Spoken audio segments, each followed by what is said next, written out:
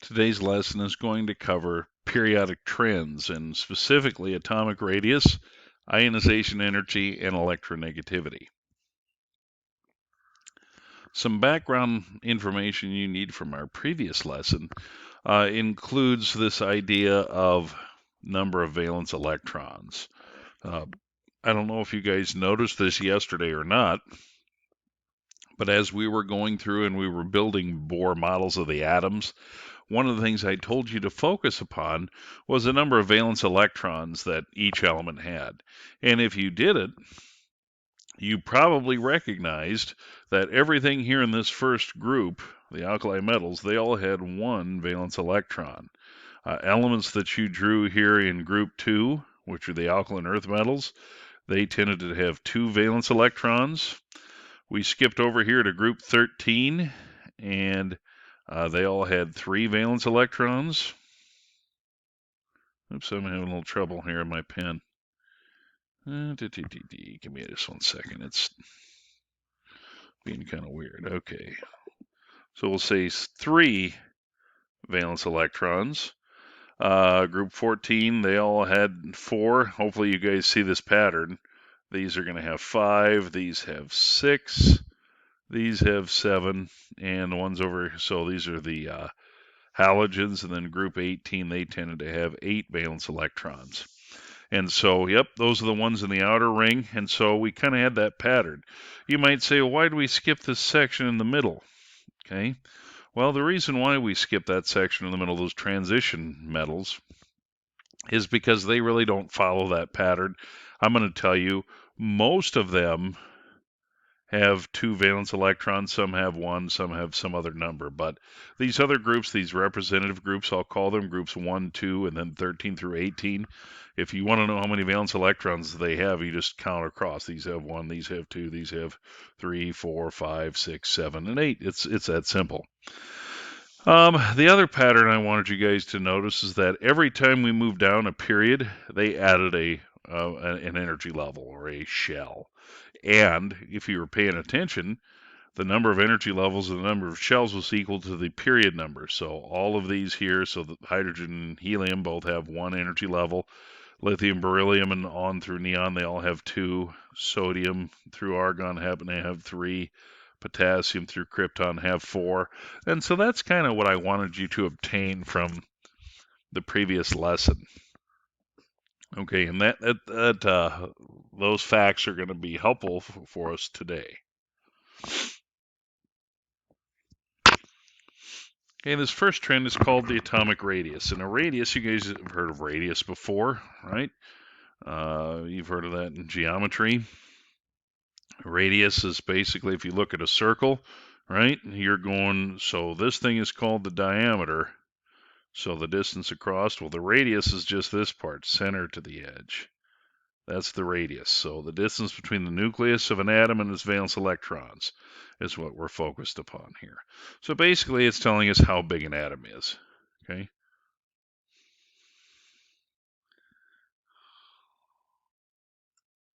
In relation to other ones. Okay. So atomic radius. Atomic radius is going to increase as you move from top to bottom down a group or a family. And the reason this is because every time you go down, there's more energy levels. So that kind of makes logical sense. You know, if you look, going down from hydrogen to lithium, sodium, potassium, rubidium, every time, so this one has like one shell. This one has two shells. This one has three. This one has four. So obviously, as you're going down, they're getting larger, okay, just because there's more stuff. And that makes logical sense. Okay, so more shells. This is the one that doesn't make as much sense. The atomic radius going across a period from left to right. This one's actually kind of counterintuitive. This is due to a larger centralized positive charge. There's more protons pulling the electrons in closer. And so I'm going to show you a couple of ways looking at this. So Let's just look at the drawings I have here. I've drawn some Lewis diagrams, and this is going from lithium to neon, right? So this would be an example of lithium. This would be like beryllium. This would be an example of boron and carbon and nitrogen and oxygen and fluorine and neon. Okay, so these would be going across the second period. So what I'm talking about there is this. So I'm going across this way, across that second period from left to right. Now, logically, I'm going to show you something. You know, you would think that these things get bigger because let's look at lithium, for example. Lithium, normally, if I look at like protons, neutrons, and electrons, lithium normally will have 3 protons, 4 neutrons, and 3 electrons. That means that I have 10 subatomic particles is what I'm going to call that, right? Well, if you look at neon generally for protons, neutrons, and electrons, that has 10 protons, 10 neutrons, 10 electrons, has a total of 30 subatomic particles. Now, logically, you would say, oh man, you know, this has got to be 3 times as big because it's got 3 times more stuff than lithium, you know, more particles. But that's not the case. Lithium is larger, okay? The reason why, I'm going to demonstrate here kind of with this picture, all right? So what's different with each of these elements as we go across the period, you'll notice that it just keeps adding a valence electron, all right? But notice they're all in that second ring. I've circled one valence electron in each one of these models, okay? And I just want you to think, what is that electron is sensing? What is it being attracted to? Well, it's being attracted to the protons in the nucleus. Okay, if I am this valence electron, I feel the pull of 3 protons pulling me in. But if I'm this guy, I don't have 3, I've got 4 pulling me in. This one's got 5, so forth and so on. So by the time you get out here to neon, neon is sensing the pull of 10 protons pulling that valence electron in. Okay, well, what's going to be able to pull that valence electron in closer? 3 protons pulling on it, or 10 protons pulling on it? Well, obviously the answer is that these 10 pulling on it, and so as they pull these in, that means this gets sucked in just a little bit. Okay, so as you go across, they get smaller because there's a larger positive charge pulling those electrons in closer. The atomic radius decreases, moving left to right. Larger centralized charge, more protons pulling that electron in. And so here is like just a diagram that'll kind of demonstrate that. Okay, so notice here as you're going down, okay, they're getting bigger, more shells. As you go across left to right, they get smaller because there's more protons pulling them in. Okay, so if you can memorize this relationship, radius gets bigger as you go down, gets smaller as you go across. That's the only one you have to really remember because the other two will fill themselves in because they are identical to one another and they are both the exact opposite of this guy. Okay, so let's say I wanted to arrange the following elements in order of increasing radius. And so if you look, magnesium, chlorine, phosphorus, sulfur, and sodium, those are all elements of the third period. Okay, so these are all in a horizontal row. Okay, so increasing radius, that means we want the smallest one listed first. Well, out of the ones listed, we have chlorine is less than, so let's see, the next one would be sulfur, okay, which is going to be less than phosphorus, which is going to be less than magnesium, which is going to be less than sodium. So sodium is the biggest, the furthest to the left. Chlorine is the biggest, chlorine is the smallest because it's furthest to the right. Let's arrange these elements in order of increasing time radius. So strontium, barium, magnesium, calcium, and radium. Those are all elements of group 2, or the alkaline earth metals. So remember, as you go down, they get bigger. So we want the smallest one of those. So magnesium is going to be less than, let's see, calcium, which is going to be less than strontium, which is then therefore going to be less than barium,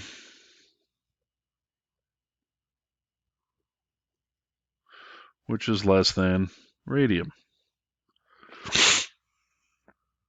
Okay, so there are some atomic radius and kind of what these problems look like.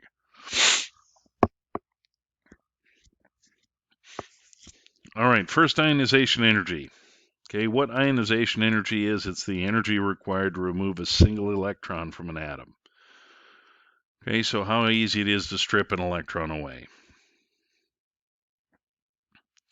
All right, so here's just an example. What we're going to focus on is, we're not going to look at this part of the graph. We're going to look at this portion, okay? And the elements lithium through neon. So once again, going across the second period, okay?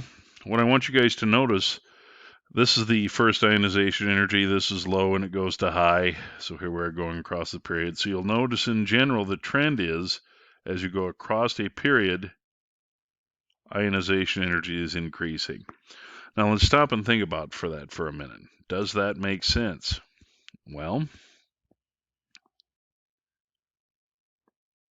all right, so here I'm going to open up this ptable.com so we can look at it. So we're going across the second period. So we're going here from lithium to beryllium on across to boron, carbon, nitrogen, oxygen, fluorine, neon. All right. So the amount of energy it takes to strip an electron away, I said it's going to increase as you go across. Well, let's think about that for a minute. Let's think about the number of valence electrons. All right. So like lithium's got 1, beryllium's got 2, we got 3, 4, 5, 6, 7, 8, right? And so I'm telling you, it takes more energy to strip electrons as you go across. And that kind of makes sense if you think about it, because, you know, if something only has like 1 or 2 valence electrons and is trying to get 8, it's going to probably freely give them away. All right. It's not going to have a real strong pull on them. But if you get over here, you know, where it has like 6 or 7 or definitely like 8, it's not going to want to get rid of them because it's really, really close to getting its perfect collection, its octet, right? Its desire to have 8 valence electrons. And so that's how this kind of works. So the closer you are to getting your perfect collection, your 8, the more energy it's going to take to strip an electron away. You know, think about if you collect something. Okay, I don't care what it is, but let's say you collect something and there's, like, here's an example. Maybe you collect the state quarters. All right, let's say you're trying to get your perfect collection of 50. Well, if you've got like 47, 48, 49 of them, you know, you're going to really want to get those last few quarters. And then once you get them all, you get all 50 of them, you don't want to get rid of any of them. Okay, but if you're collecting quarters and you only have like 1 or 2, you're not really attached to them. All right, you give them away pretty freely, and so that's kind of what's going on here with the atoms and their electrons. They're trying to get 8. The closer they get to 8, the stronger they pull on them. The fewer they have, the less strong they hold on to them. This is the same diagram. Notice it's just showing, you know, we were just focused on this portion before, okay? But now it's looking at the entire periodic table. So these are all, this is the atomic number increasing. And so what I want to draw your attention to, we're going to look at a couple of trends here. Let's look at, first off, the top of these peaks, okay? These elements here at the top are these little lightning deals, okay? This is actually kind of telling because if you look at them, helium, neon, argon, krypton, xenon, radon, okay, those happen to be elements of the same group. Those are all, if we look at them, right here. They're noble gases. So, what do you notice is happening? Well, as you go down a group or a family, the amount of energy it takes to strip an electron away decreases. It becomes smaller. And it not only happens there with the noble gases. If you look here, lithium, sodium, potassium, rubidium, and cesium, okay, it's also slightly going down, and those are going to be elements right here. Those are alkali metals, but you're seeing the same general trend, okay? So ionization energy tends to increase as you go left or right across the table. And like we said, it's because you're getting closer to that perfect collection. You're getting closer to 8. The closer you're getting to having 8 electrons, the less you want to give electrons away. It takes more energy to wrestle them away. The fewer you have, the easier it is. Okay, so that's the first one. Second one, ionization energy tends to decrease as you move down a group from top to bottom. And why is this? It's because you have shielding, okay? So the best way I can explain this, so let's say, I have something like over here that is a halogen. So these all have 7 valence electrons. It's going to be very hard to get one from fluorine because they have 7 valence electrons, and those 7 valence electrons are only in that second shell. They are very close to the nucleus. It has a very strong pull. But if you get down here to like astatine also has 7, but man, those 7 valence electrons are clear out in the 6th energy level. They are on the dark side of the moon. If you look at it, you've got all of these, between here and the nucleus, you've only got 2 electrons. But if you get down here to like astatine, it's got 54 electrons in the core. And those electrons are blocking or shielding those valence electrons from the nucleus. And so that is why, as you go down a group from top to bottom, there is more shielding of valence electrons by those core electrons. Here's an analogy, all right? So let's say here we've got some geese. Okay, there's a mama goose and it's got little baby goslings following them. Okay, here's another mama goose. She's only got a couple, all right? Well, if you're a mama goose, guess what you don't want? You don't want anybody messing with your babies, right? But let's say that you had to grab a baby goose for whatever reason. Okay, let's say you want to have some goose nuggets, gosling nuggets. If you went to try to capture one of these baby geese, which one would be the easiest to grab? Well, obviously it'd be this one, right? Because if you try to go grab a baby goose and mama goose is there, she's going to light you up. So you want to be as far away from mother goose as possible. All right. And because all these other ones are kind of in the way, you wouldn't want to grab this one because it's real close to mom, right? And so it's kind of the same thing with the electrons. The further away they get from the thing holding on to them, the easier they're going to be to grab. And so first ionization energy, the amount of energy required to strip an electron away, as you go down, it decreases because they're getting further away. There's more shielding. As you go across from left to right, it increases because you're getting closer to that perfect collection, closer to that 8, right? And so that's the trend for ionization energy. The last one I'm going to have you look at is electronegativity. Electronegativity is very closely related to ionization energy. Electronegativity is basically an atom's attraction for a shared pair of electrons. So what that means is that you have a couple of elements that are sharing, they're forming a chemical bond, they're sharing electrons between them. Well, just because they share doesn't mean they share equally. Let me give you this analogy. There may have been a time when you were younger, if you've got a sibling, either older or younger, maybe you were out, spending the day at the zoo with mom. Okay, and you were walking around looking at the monkeys and the elephants and the sea lions and all that stuff. You went down to the petting zoo and you spent all day there at the zoo. You walked around, you got hungry. Well, mom doesn't want to buy, a $6 hot dog from the zoo. And so mom, like any good mom, has got snacks in her purse. She goes into her purse and, she's got 2 hungry kids and she finds she only has 1 granola bar. What's mom to do? Well, she'd have them split it, right? And so let's say mom happens to give this granola bar to the older sibling. And she says, here, share this with your younger brother or sister. what's the older sibling going to do? Are they going to split it exactly in half? No. They're going to split it to where they get the bigger piece and the younger sibling gets the smaller piece. Why? They're bigger and stronger. That's just how it works. Okay? Atoms behave kind of in the same fashion. They'll share with other elements, but man, they're not going to share equal. The one that has a stronger pull or is bigger and stronger will usually get the electron. This is a table of electronegativities. Okay, so these blue numbers you see on here are electronegativities. They don't have any values. They're just a relative strength of each element compared to the other elements. A couple things you're going to notice. The biggest number you see is right here, 4.0. Fluorine is by far the most electronegative element. It has the strongest attraction for additional electrons. And it makes sense because it has 7 valence, it wants 8. It's a relatively small atom, meaning that the valence electrons are very close to the nucleus. It's going to have a very strong pull.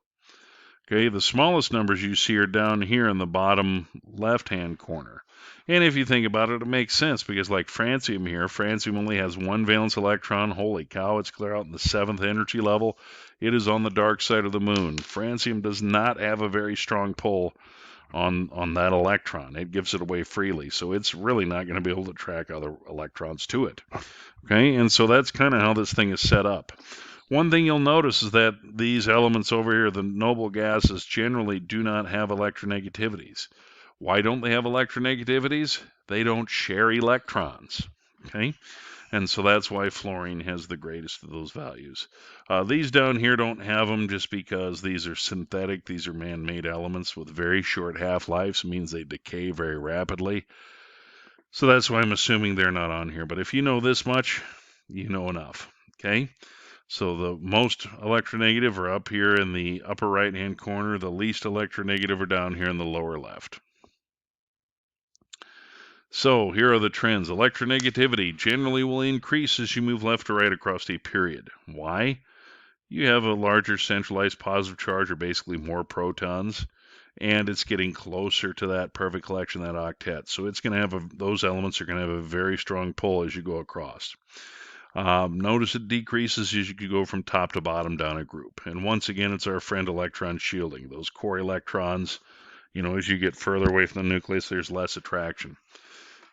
Another analogy, let's say I'm trying to pick up paper clips with a magnet. Okay, well, if I'm holding the magnet, just an inch or two above the desktop, you're going to be really successful picking up paper clips.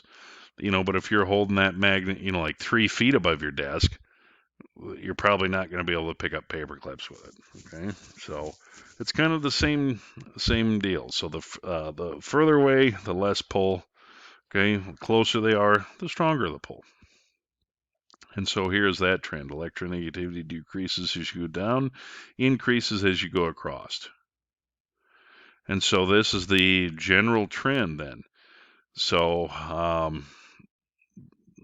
the radius, like we say, gets bigger going down, smaller going across. So these other two, ionization energy and electronegativity, they are the exact same, and they are the exact opposite of this one. So both of them decrease as you go down, get bigger as you move left to right. Just so you guys are aware, the group trend, the up-down trend is more pronounced than the period trend. So what does that mean? That means with radius, if you have, something where as you're going down these groups, or excuse me, down the periods, well, no, down the groups is what I'm trying to say. So, like for example here, if I go from hydrogen to lithium to sodium to potassium, rubidium, these are adding entire shells, so they're getting significantly larger. But as you go across a period, this is very subtle, the way they get smaller, because they all have like 2 energy levels here going across the second period. But as you add 1 proton, it keeps sucking them in just a little bit tighter. Okay? And so that's basically it for that trend. I'll have you guys do some practice problems later.